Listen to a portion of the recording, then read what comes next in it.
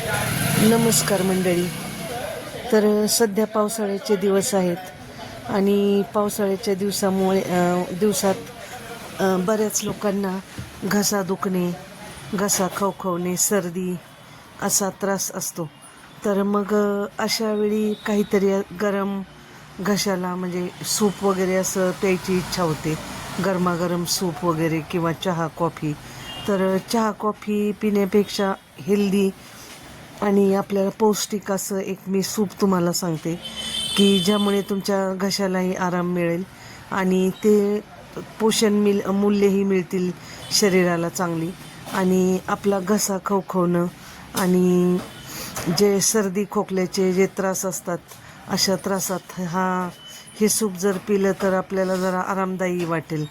तर असं हेल्दी असं सूप कसं बनवायचं तर त्याची रेसिपी मी तुम्हाला आता शेअर करत आहे. तर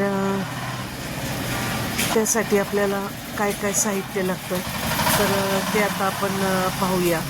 तर हे पहा, असं मस्त वाफाळलेलं गरमागरम सूप आणि ज्यामध्ये भरपूर अशा भाज्या आहेत, त्यामुळे ते पौष्टिक आहे.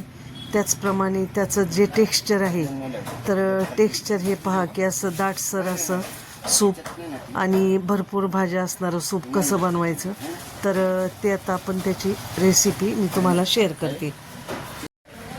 तर हे जे सूप आहे तर हे हेल्दी पण आहे, तसंच हे डाएटसाठीही उत्तम आहे आणि यात भरपूर भाज्या असल्यामुळे यात फायबरचं कंटेंट जास्त आहे आणि प्रोटीन्स पण आहेत, कार्बोहायड्रेट आहे की जे आपल्याला एनर्जी देतं. तर त्यासाठी लागणारे साहित्य आहे हे तर मक्याचे दाणे, एक मक्याचं कणीस सोलून घेतले, त्यानंतर एक सिमला मिरच बारीक चिरून घेतली, थोडी एक मूठभर फरसबी चिरून घेतली, कोथिंबीर घेतली, आलं आणि 4 लसणाच्या पाकळ्या, थोडं आलं, 4 लसणाच्या पाकळ्या, 2 मिरच्या आणि एक गाजर बारीक चिरून घेतलेला आहे. तर आणि इकडे मिरपूड आहे आणि इकडे छोटा 1 चमचा बेसन आहे, बेसन पीठ. तर आता पहिल्यांदा काय करायचं की हे मक्याचे दाणे आपल्याला एका कढईत किंवा पातेल्यात छान उकळून घ्यायचे आहेत. तर आता साधारण 5 मिनिट हे दाणे उकळले की चांगले शिजतात. तर त्यात थोडंसं मीठ पण घालायचं आहे म्हणजे दाण्यांना चांगली चव येते. तर आता हे दाणे असे आपण उकळून घेतलेले आहेत, कॉर्नचे दाणे, 5 मिनिट. तर आता ते एका चाळणीवर आपण निथळून घेऊया. तर आता हे दाणे एका चाळणीवर निथळून घेतलेले आहेत. तर हे एका कणसाचे दाणे आहेत हे. तर आता मिक्सरच्या भांड्यामध्ये 2 मिरच्या, तर तुम्ही 1ही घालू शकता. आम्हाला थोडंसं तिखट आवडतं तर मी 2 मिरच्या घातलेत, 4 लसणाच्या पाकळ्या, थोडासा आल्याचा तुकडा आणि आपण जे दाणे उकडलेले आहेत मक्याचे दाणे तर त्यातले निम्मे दाणे आता आपल्याला यात घ्यायचे आहेत बारीक करण्यासाठी मिक्सरवर. तर आता यात मी निम्मे दाणे यातले काढून घेतले आणि मिक्सरच्या भांड्यात आपण हे घेतलेले आहेत.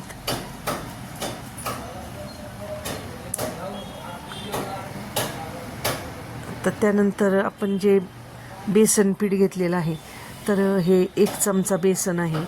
तर ह्या बेसनामुळं काय होतं की सूपला एकदम दाटसरपणा येतो. आता हे सगळं वाटून घेतलं आहे आपण, थोडंसं पाणी घालून वाटून घेतलं आहे. तर आता हे एका कढईमध्ये उकळायला ठेवलं आहे. ते जरा ढवळत राहायचं मध्ये मध्ये आणि आपल्याला जेवढं पाणी हवं आहे सूपचं तर तेवढं आता आपण घालायचं यात. तर मी आता हे मिक्सरचं भांडं धुवून पण त्यात पाणी घातलेलं आहे. तर आपण जे डाळीचं पीठ घालतो तर त्यामुळे छान असा रंग येतो सूपला. तर आता ह्या जे पाणी आपण एकत्र केलेलं आहे वाटलेलं तर त्यात आता कॉर्न घातलेले आहेत आणि आपण जे चिरलेल्या सगळ्या भाज्या आहेत तर त्या भाज्या पण यात टाकलेल्या आहेत. तर आता तुम्हाला वाटेल की बेसन पीठ घातलं तर याची चव सूपची काही बेसनासारखी वगैरे चव येईल का, नाही तर बिलकुल नाही. फक्त आता ह्याला दाटसरपणा येण्यासाठी कॉर्नफ्लॉवर आपण वापरतो. तर कॉर्नफ्लॉवर हे काही हेल्दी नसतं शरीरासाठी, तर त्यासाठी नैसर्गिकरित्या हे सूप चांगलं व्हावं म्हणून आपण बेसन पीठ वापरले.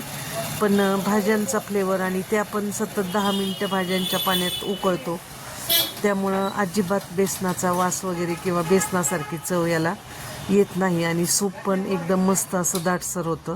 तर पहा हे किती मस्त असं सूप दाटसर आणि छान असं सूप तयार झालेलं आहे.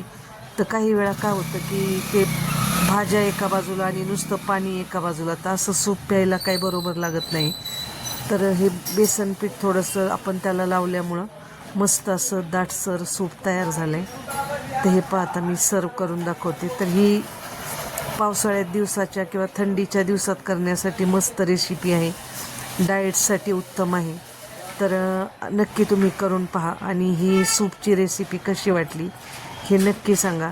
आणि अशाच छान छान रेसिपीसाठी आणि माहितीपूर्ण व्हिडिओसाठी आपल्या चॅनेलला नक्की सबस्क्राईब करा. परत भेटूया पुन्हा पुढच्या व्हिडिओमध्ये. तोपर्यंत बाय बाय.